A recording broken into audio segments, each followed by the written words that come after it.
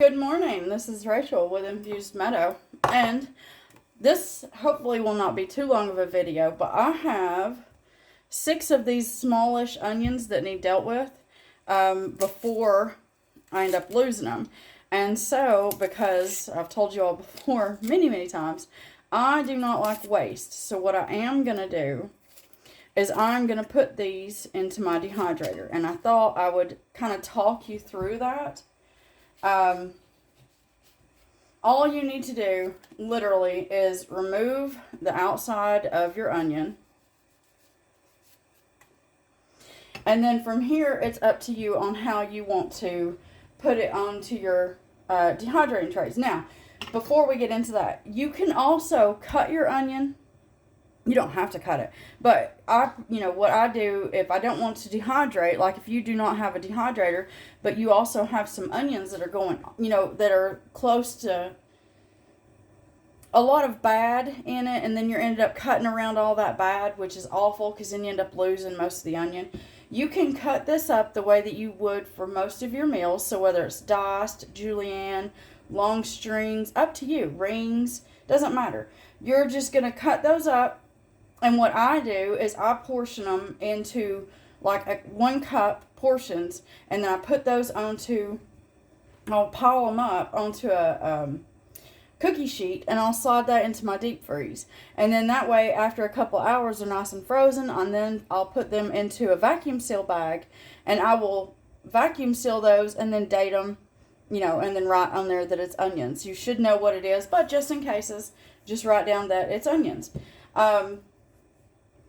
So you can do that. If you have a dehydrator, then you can do what I'm going to do, which is I'm going to cut these up so that I can dehydrate these, and then that way I don't have to worry about losing my onion. Now, we all cut onion a little different, so I don't really see the point in explaining. We're all taught differently, but I will say this, for those that do the lines and then go this way, your onion has rings, okay? So you want to cut down the center to where your rings are in layers. And this is just me giving a tip. From there, you already have layers, and your onion is as thick as it is. It's as thin or as thick as it's grown. So when you cut these lines as close or as far apart as you want, and then go down, that's what makes your dices as big or as small as they are. You don't have to go that way, but you do you, okay? I just thought I would explain that kind of real quick, but I'm not gonna, I'm not gonna hound anybody. You cut your onion the way that you feel better about it.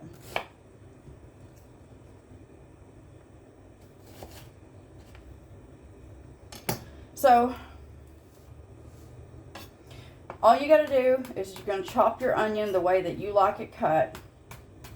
And sometimes I'll do the slices. I will also do the rings, or like this, I'll just, cut it into little chunks. It's all on what you want to do. And you're going to put this in your dehydrator, and you're going to set it to 1 second. I know what it is, but I need to know what it is converted. So give me just a second. 125 degrees Fahrenheit or 50 degrees Celsius. I apologize, but I don't always know what temperatures converted are. But hey, I can look it up just like the rest of you. So there you go. Alright, all you're going to do from here is put this on your tray. Onions actually dehydrate quite well. So you don't want to pile them up, but it also doesn't, it's not going to hurt them if they're a little overlapped either. But I wouldn't, don't pile them up too thick. Will this make your house smell like onion? Yes, it will. Onions are actually very, very potent when you're dehydrating. So some people like to put these into like a garage, or if it's not raining, outside. I personally, I don't mind it. If it gets too strong, I just open a window. And yes, the smell of onion will linger in my home for about a day or two. But that's all right, because that's the, That's the cost of preserving, and like I said, I don't want to lose my onion. So I'm going ahead and doing this because the meal that I have planned, well, for my menu this week, I'm not really using a whole lot of onion. And so I don't, like I said, I don't want to lose it. And this way I can use it instead of lose it.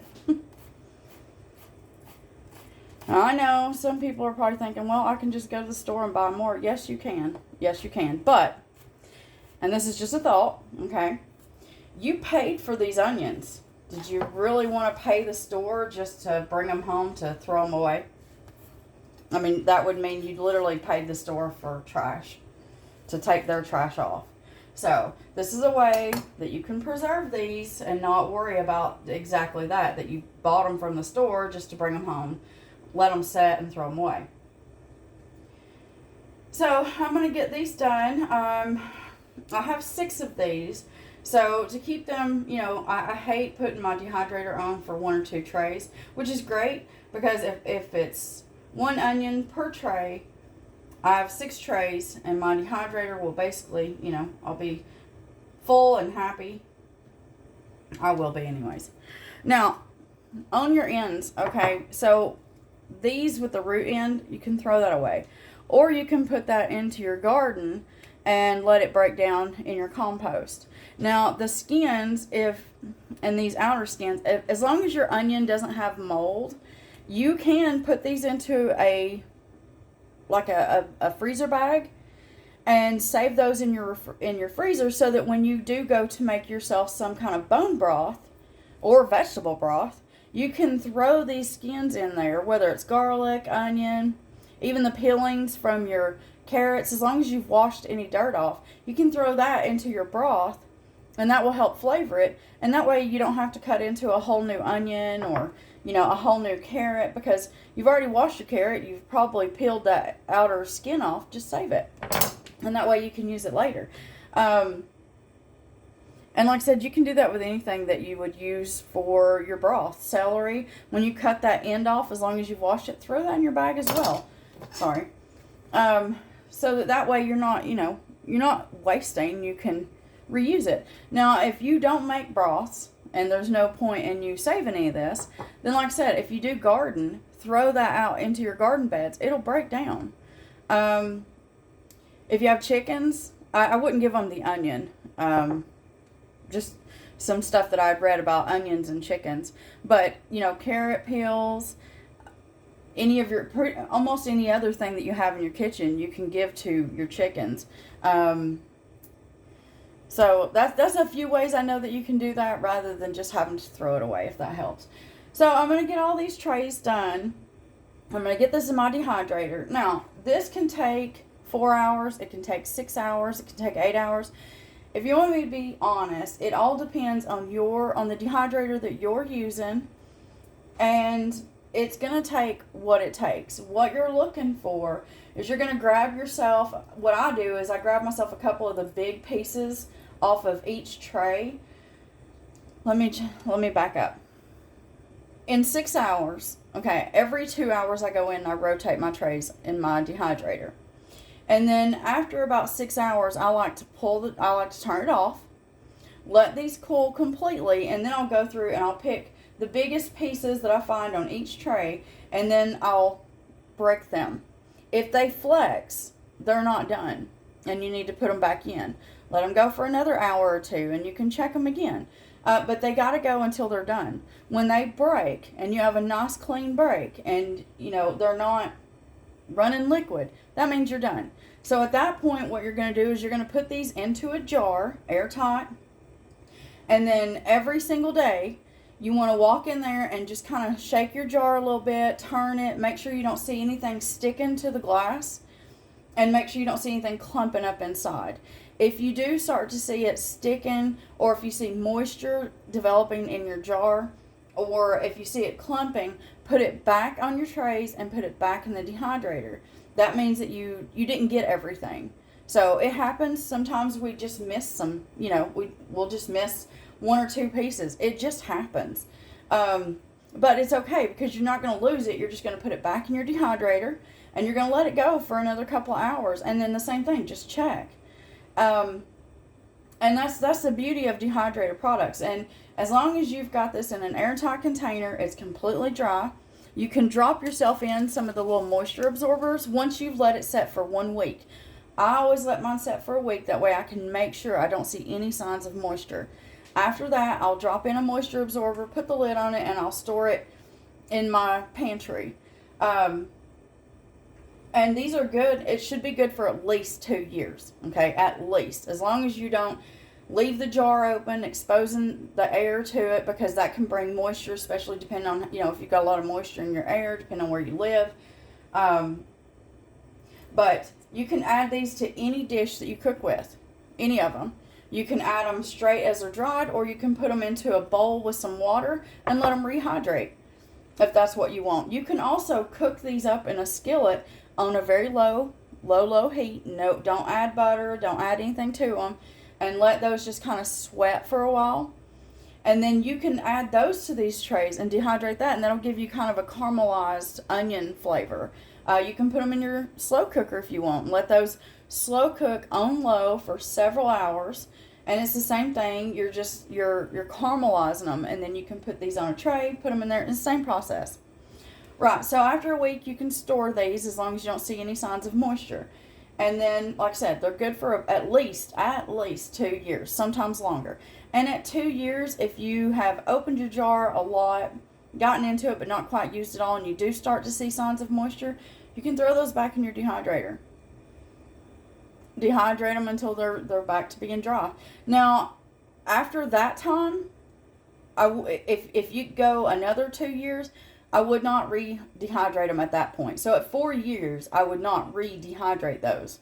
I personally don't have anything that lasts me over a year because I use it. I'm constantly using everything that I put up.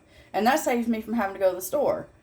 I don't like going to the store, every week for vegetables, or even every other week for vegetables. When I buy it, when it's on sale, I dehydrate it. The things that we eat: carrots, broccoli, onions, green beans, mushrooms, and I grow my own garlic. I have some tomatoes that I've dehydrated. This is what's left. I do have some in my refrigerator, and I've got some peppers. I have ginger. That's ginger. This is my garlic. I minced that one. I also cut it in the long sleeves. I have some home dehydrated rosemary. That's some of my mixed peppers. So if you see the door, this is where I keep most of this that I'm using. There's my homegrown dehydrated rosemary. I have my home dehydrated mint. Like I said, I've got green beans in here. Now, green beans are this light color if you do not blanch them. If you blanch them, they're a beautiful dark green. So anything that you eat, you can dehydrate. We'll get into some more as I do them, but this is what I'm doing today. So hopefully this helps in some way, shape, or form in case you're at all curious about dehydrating. I know probably not everybody is, but... Sorry, I was just putting things back. Alright, so like I said, you're going to let these go for as long as they need to go. And at that point, you're going to check them, pull them if they're done. Put them in your jar. And then you store them. Just don't store them in direct sunlight. Don't store them where it's too hot and the jars could sweat. So you want, 50 to 60 degree room if you have it. That's always best for any stored foods, whether it's canned or dehydrated. You don't want a room that gets so hot that your stuff starts to sweat, okay? So anyway, I'm going to get these done and put in my dehydrator. I just thought I would show you what's going on. And then what I'll do is I'll do a video tomorrow showing you the results that I get when I put them all in their jar. Because there's a good chance I'm just going to let these go for a day. It's just, that's the way I do most things that I know should be done. It just depends. It depends. Let's just say that. Anyway, I hope that in some way, shape, or form that this is helpful. Especially if you're looking for a way to preserve anything. And as I preserve things, I will bring you along. Now, I have learned that I don't preserve, well, I do, but I don't. So, like with broccoli leaf and spinach and all this, spinach is a very hard thing to home preserve. So, what I do is I dehydrate it and then I powder it. And then I'll add that powder to some of our foods, like when I make scrambled eggs or if I'm making a soup. I'll just add about a half teaspoon to a teaspoon of my powder mix. And my powder mix is spinach, broccoli leaf, and some collard green leaf. Not all of it, but just some of it. And then I add a little bit of cabbage leaf to it. So it's a nice green powder. Lots of vitamins and nutrients. It's just, like I said, add about a teaspoon of that to a soup. And there you go. You're getting, some benefits from that. But anyway, I've already rambled and probably made this video longer than it should be. You're going to do this if you want to. Hopefully this helps in some way, shape, or form. Like I said, you can add this to anything, soups and stuff straight as they're dried. You can grind this up to make your own onion powder. You can grind it up and then add salt, and you've got an onion salt if that's what you want. Or you can put these into a bowl, add some water, more than what you have in there, and then let these sit for a couple of hours, and they'll rehydrate so that if you wanted to saute those up to go into something, there you go. You've got salt, you got your sauteed up onions. So, like I said, hope this helps in some way, shape, or form. And I'm sorry this video was a little bit longer, but I also hope that it's very informative. If you don't find this helpful, then I hope someone has a video out there that will help you. And as always, I hope you have yourself a wonderful day.